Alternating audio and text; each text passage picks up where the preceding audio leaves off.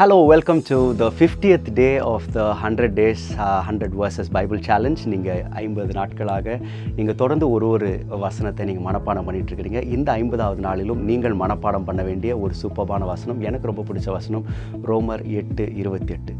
அன்றியும் அவருடைய தீர்மானத்தின்படி அழைக்கப்பட்டவர்களாய் தேவனிடத்தில் அன்பு கூறுகிறவர்களுக்கு சகலம் நன்மைக்கு ஏதுவாக நடக்கிறது என்று அறிந்திருக்கிறோம். For all things work together for good to those who love him and are called according to his purpose.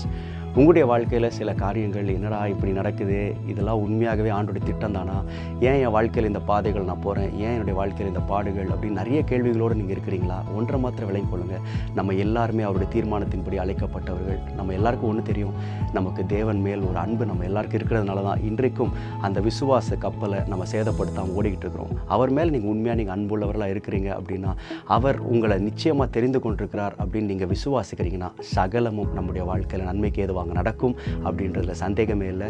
Cheer up, be strong, God is with you, don't worry, all the best.